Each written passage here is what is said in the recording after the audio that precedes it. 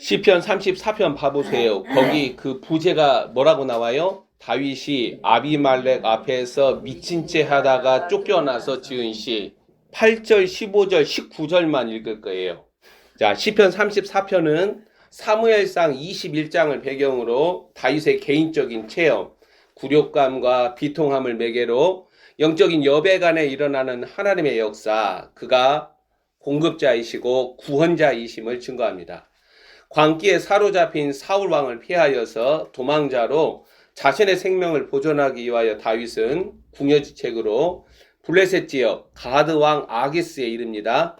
사울 왕의 추격과 살인 의지로부터 달아나기 위해 취한 그의 행동과 선택이 스스로를 구원해야만 하는 위험천만한 지경까지 이른다라는 거예요.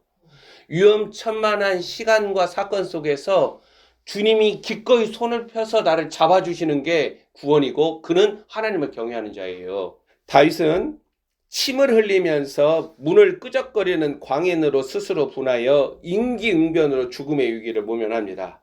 스스로 피난처를 구하고자 한 다윗에게 주님은 마련하신 천연 요새 아둘람 굴로 이끄시면서 사무엘상 22장 1절에서 2절을 보면 어떻게 나타나 있냐면 그의 형제와 아버지의 온 집이 그리고 환난당한 모든 자와 빚진 모든 자와 마음이 원통한 자들이 전부 다윗에게 몰려들었다라고 증거해요. 그때까지는 사울왕 아래서 떠나지 않는 거예요. 지금 종교 본산제에서 안 떠나요. 그러나 때가 이르면은 종교 본산제에서 다 떠나요. 사울왕의 광기 아래에서 다윗이 도망자로서 먼저 머리되어서 쫓겨났을 때 그 광기 어린 지도자 방백들 아래서 살지 못하는 자들이 살기 위하여서 하나님의 그릇들에게 하나님의 종들에게 나아가는 거예요. 할머니를 통해서 하나님이 음성을 주시면은 그걸 어리석은 자와 같이 마음에서 잊어버리지 말고 마리아와 같이 마음에 품어요. 예수님 곧 오신다. 너희들은 깨어서 기도하라. 겟세마네에서 홀로 기도하신 예수님을 생각하면서 주님 옆에 앉아서 기도하겠습니다. 그게 그리스도의 신부들이고 그게 이 마지막 때 참된 성도들이에요. 주님은 그들을 보호하시고 구원하세요. 종교 본산제는 심판한다니까요. 지금 악인들을 심판하지 않잖아요. 왜? 하나님의 집에서부터 심판한다고 그랬으니까. 하나님의 집이 심판당할 때에 악인들의 심판이 멀지 않았음을 우리는 기억을 해야 돼요. 하나님의 인재와 보호의 땅인 이스라엘 밖으로 다윗이 밀려날 수밖에 없었다라는 현실에 처하였다라는 사실은 마지막 때 용과 짐승 적그리스도 질서 아래 놓이는 지상교회들과 성도들에게 중요합니다. 사울 왕은 이 지도자는 하나님의 영이 떠나버린 폭군적 야망성과 광기를 드러내고 그러한 사울 왕의 지도 아래서 더 이상 깃들 수 없는 자들이 비로소 일어나서 도망자이지만 하나님의 그릇인 다윗에게로 마침내 몰려든다라는 거예요. 그래서 거대한 이동이 일어나는 거예요. 종교 본산지에서 떠나지 않으면 다 죽어요. 하나님은 자신의 양떼들을 비록 믿음의 분량이 다르더라도 진실로 하나님을 경외하는 자들의 귀를 다 열어서 너희는 여기서 떠나서 어디로 가라 다 지시를 해요. 34편은 다윗 안에 내포된 자들, 하나님 나라가 말라버린 공동체로부터 쫓겨나가는 이들에게 주님은 공급자이자 구원자이심을 노래합니다. 그리고 이 시편에서 우리가 읽었던 8절, 15절, 19절이 중요합니다. 마지막 때 짐승의 질서와 체제 아래 깃들 수 없는 자들은 생존과 자신의 앞날을 위하여 주님이 마련하신 아둘람 궁과 같은 피난처가 요구가 됩니다. 그리고 이러한 하나님의 보호와 공급이 가능한 자들이 8절, 15절, 19절에 나타난다는 거예요. 오직 의인들만, 하나님께서 인을 친 자들만 하나님이 지시하시는 피난처로 들어가는 거예요. 이들은 하나님의 선하심을 경험하는 자들이며 고난당하는 의인입니다.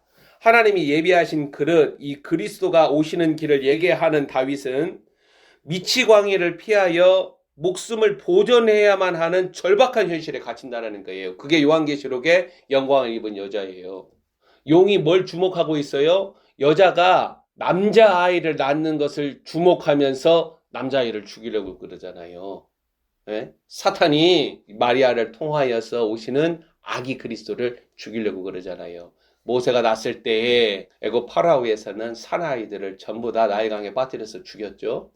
그때에 석 달을 피하면서 그 생명을 살리잖아요. 이 마지막 때 똑같아요. 하나님은 자신의 원리와 방식과 룰을 쫓아서 어제나 오늘이나 내일 일하시는 거예요. 말씀을 부지런히 읽어야죠. 다윗이 경험한 비참함과 모욕, 굴욕감은 오늘날 배틀그라운드에서 생존과 삶의 절박함을 보여줍니다. 더 나아가서 마지막 때 용과 짐승의 현실 세상에 거룩한 난민으로 주의 제단 안에 거하는 참새와 제비와 같은 자들의 일상이라는 거예요. 무릇 경건하게 살고자 하는 자들은 이 마지막 때 핍박과 어려움에 갇힙니다. 그래서 그 핍박과 어려움을 피하기 위하여서 종교 본산지로 들어가고 종교 바벨론으로 들어가고 짐승의 표 666을 받는 거예요. 주님은 다윗이 블레셋 땅에서 그리고 가드 왕의 봉신으로 안전과 삶을 허락받도록 허용하지 않으세요. 누구의 보호나 대중들의 지지도 받지 못하는 다윗을 안전과 생명이 약속되지 못한 광야 아둘람 굴에 이르게 하신다는 거예요. 그리고 400명에 이르는 사람들의 보호자 공급자로 광야 여정으로 나아가게 하십니다. 불안과 원망, 증오심과 짜증 섞인 자포자기 심정은 곤두박질 치는 다윗의 영혼을 진정시키지 못하고 오히려 죽음으로 내몬다라는 거예요. 그래서 다윗이 살기 위하여서 어디로 가요? 블레셋 땅까지 들어가는 거예요. 아브라함이 살기 위하여서 애굽으로 내려갔을 때 어떤 일이 일어났어요? 사라가 위험해지는 거예요. 씨가 위험해지는 거예요. 사라를 통해 들어오는 그리스도라는 씨가 위험해지는 거예요. 가나안 땅에 있어야지. 성경을 읽어야지. 거기에서 지혜를 얻어야 되고 거기에서 하나님의 원리를 알아야 되고 우리가 살아가는 때를 깨닫게 해달라고. 그러면 내 생활 스타일 자체가 달라져요. 이 마지막 때는 순전함과 진실함으로 하나님을 순종하는 거예요. 다른 거 다 필요 없어요. 내 방식대로 살지 아니하고 단순하게 순전하게 진실되게 하나님의 방식으로 살겠다. 그러면 하나님이 그를 그 생명을 지키시고 부른다라는 거예요. 이걸 믿음이라고 그러는 거예요. 자, 34편 1절, 2절, 3절, 4절 말씀 한번 읽어볼게요. 내가 여호와를 항상 송축하며 내 입술로 항상 주를 찬양하리이다. 내 영혼이 여호와를 자랑하리니 곤고한 자들이 이를 듣고 기뻐하리로다. 나와 함께 여호와를 광대하시다 하며 함께 그의 이름을 높이세. 내가 여호와께 간구함이 내게 응답하시고 내 모든 두려움에서 나를 건지셨도다. 아멘. 내가 이걸 경험을 해야 이 말씀이 내 안에 새겨져서 역사한다니까요. 다윗은 자신의 입술로 여호와 하나님을 송축하면서 찬양합니다. 이 1절에서 4절 증거는 오늘날 대한민국의 혼돈과 어두움과 뒤흔들림 가운데서 곤고하고 두려워하는 자들의 심정과 형편을 유려합니다. 주님은 다윗을 광기에 사로잡힌 왕이 다스리는 이스라엘 땅도 블레셋 땅도 아닌 고립무원의 광야로 이끄십니다. 광야, 하나님이 마련하신 아둘람 굴에 이르면서 다윗은 하나님의 인자하심과 선하심을 경험하면서 자신을 우겨싸고 있는 현실을 능히 이겨낸다라는 거예요.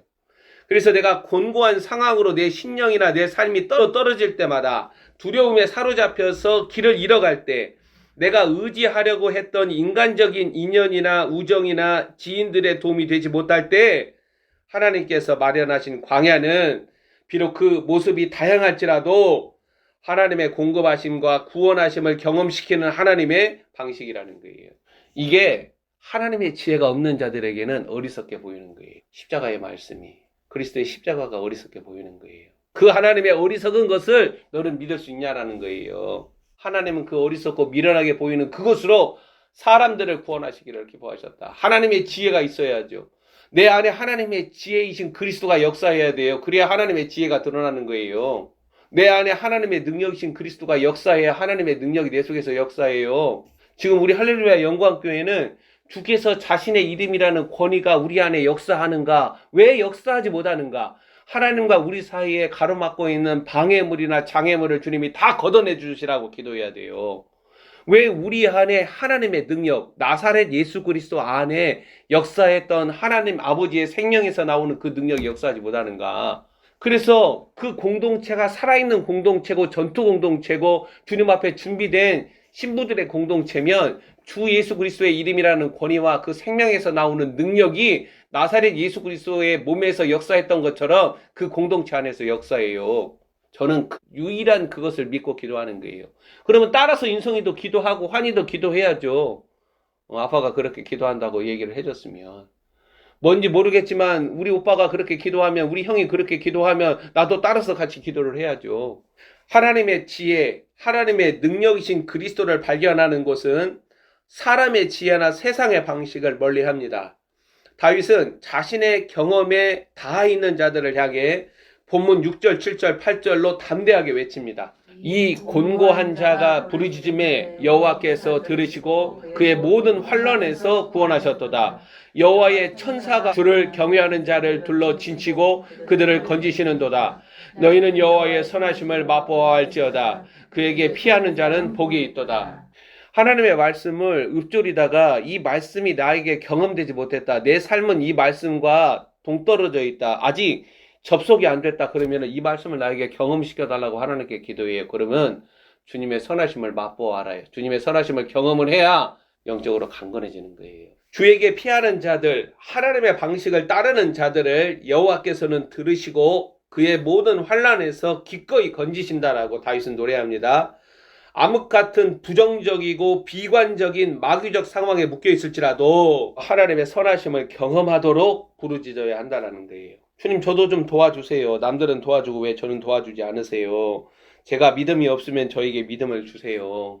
하나님을 경외하는 자들은 자기 방식의 구원을 도모하지 않아요. 하나님의 선하심을 경험함으로써 증거하는 자들이고 하나님을 피난처로 삼아 거하는 자들입니다. 본문 7절의 증거대로 여호와의 천사들을 보내어 악을 행하는 자들에게서 진을 치고 구원하심을 경험한다라는 거예요. 다윗은 절박한 상황 아래 마음이 좁아져서 영적 시야가 어두워진 자신을 여시는 광대하신 하나님을 경험합니다. 그리고 다윗은 여호와의 이름 그리스도를 경험한다라는 거예요. 하나님을 경험함으로 그리스도를 경험함으로 하나님 경외하는 것을 알아가요. 어떤 상황에 던져질 때까지 미치광이로 분하여서 이방 왕 앞에서 자신의 생존을 자신의 생명을 살리기 위하여서 그렇게 밑바닥에 처박히는 그러한 상황에서도 주님과 동행하는 법을 안다라는 거예요. 십자가를 따르는 것을 안다라는 거예요. 그게 그리스도를 따르는 길이에요. 자신을 두르고 있는 하나님의 천사들, 자신의 마음과 영혼을 감싸는 광대하시는 주님으로 인하여서 악인들, 대적들을 향해 다윗의 입은 크게 열립니다. 젊은 사자와 같은 다윗이 궁핍하고 곤고하여 줄이는 상황에 봉착하면서 다윗은 부르짖어야만 하는 상황을 만난다라는 거예요. 다윗은 어디로 가든지 주님이 이기게 하시죠. 그리고 사울 왕 아래 있었을 때에도 다윗은 승승장구했어요. 사탄으로 상징되어지는 골리앗의 머리를 잘라냈잖아요. 사울이 죽인 자는 천천히요, 다윗이 죽인 자는 만만이라. 그 젊은 사자와 같은 다윗에게도 부르짖어야만 하는 상황이 이른다라는 거예요. 하나님의 아들이신 그리스도가 십자가의 순환과 죽음이라는 그 삼일 길 가운데서 하나님 아버지께 부르짖잖아요. 우리도 부르짖어야 돼요. 그는 그렇게 여호와를 찾는 자들에게 모든 좋은 것에 부족함이 없이 공급하시는 하나님을 경험합니다. 공급자이자 구원자이신 하나님의 구원으로 말미암아 다윗은 내가 지닌 가능성조차 무용지물로 자신의 마음과 신앙을 급냉시키면서 생존을 위해 미치광이처럼 행동해야 할 지경까지 나를 매몰차게 부인하는 상황에서도 주님과 동행하는 법을 배우게 됐다라는 거예요. 15절 여호와의 눈은 바로 그 의인을 향하신다. 여호와의 귀는 그 의인의 부르짖음에 기울이신다. 19절 의인은 고난이 많으나 하나님께서는 여호와께서는 그의 모든 고난에서 건지신다. 하나님의 공급하심과 구원하심을 경험하는 다윗은 하나님의 길, 의의 동선을 따라가다가 이스라엘 땅에서 쫓겨났다라는 거예요. 이게 굉장히 중요해요. 이게 교회에서 쫓겨나더라도 하나님의 의를 말하고 하나님의 진리를 말하다가 쫓겨나야죠. 사고쳐서 쫓겨나는 게 아니라 종교본산지로 변질되어 가는 내가 어려서부터 다녔던 그 교회 안에서 의와 진실과 진리로 싸우다가 쫓겨난 그런 자들, 그게 시편 34편이라는 거예요. 이 사실을 오늘날 의의 길이나 주의 길, 십자가의 길은 걷지 아니하고 세상의 방식이나 사람의 지혜를 끌어쓰면서 나라 사랑 기독교 신앙을 꾀하는 지상교회들과 성도들은 기억해야 한다는 거예요. 110만 명 모여서 기도하면 뭐예요? 제가 그때도 이거 어리석은 짓이다라고 말을 했죠. 그 무리들이 지금까지도 이렇게 어리석은 짓을 하고 있는 거예요. 그럼 부끄러운지를 알아야지. 무엇을 회개하는가를 알아야 하잖아요. 근데 정신승리를 하고 있는 거예요. 지금부터 전쟁은 시작이다. 우리는 이길 수 있다. 이기는가 봐요, 이제.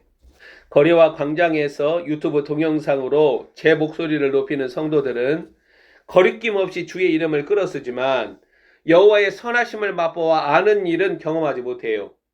오늘날 지상교회들과 성도들이 사울왕의 광기 어린 추격에 놓인 다윗의 경험과는 유사할 수는 있어도 하나님의 그르신 다윗이 순전하게 걸어온 길과는 다르다라는 거예요. 그들은 하나님의 대의로 인하여 존재감이 낮아지는 방식으로 자기 부인을 배우는 연단으로 인하여 블레셋 땅에까지 쫓겨난 게 아니라 오늘날 지상교회와 성도들은 자신의 존재감을 키우려다가 숫자로 키우죠. 그리고 인맥으로 키우죠. 권력과 힘으로 키우죠. 그렇게 자신의 존재감을 키우려다가 어리석고 미련한 관계를 드러낸다라는 거예요. 우리가 시편 34편에서 읽어낼 주요 구절들이 많지만 8절, 15절, 19절은 마지막 때 용과 짐승의 세상에서 광기의 살기가 드러나는 현실 가운데 전능자의 그늘, 주의 날개 아래 보호받는 자들, 이런 하나님의 선하심이 누구에게? 주의 길을, 의의 길을, 십자가의 길을 순종하며 순전하게 걸어가는 의인들에게 약속되고 있다는 거예요. 주님은 기꺼이 그들을 향해서 시편 91편 자신의 날개 아래 품으시고 자신의 그늘 아래 감추시는 거예요. 아무나 그러지 않아요. 정신 차려야지. 정리합시다. 시편 34편의 다윗의 경험은 사람의 아들 예수 그리스도가 당하는 현실을 드러내고 있어요. 이스라엘의 지도자 사울왕의 강기는 이후에 종교 본산지 예루살렘과 유대교가 나사렛 예수 그리스도에게 드러내는 광기로 오버랩이 됩니다. 마지막 때 지상교회들과 성도들은 이러한 오버랩되는 현실을 읽어가면서 마땅히 걸을 길과 방식을 잃어버려서는 안 돼요. 그리스도의 선하심은 이 아랫 세상이 광기에 취할 때에 오직 주의 길을 걷는 자들에게 나타난다는 거예요. 우리 할렐루야 영광교회는 다윗과 같이 다윗 안에 함께 묶여서 하나님의 방식을 쫓아가다가 하나님의 은혜와 사랑과 선하심을 경험해야 돼요. 기도합시다.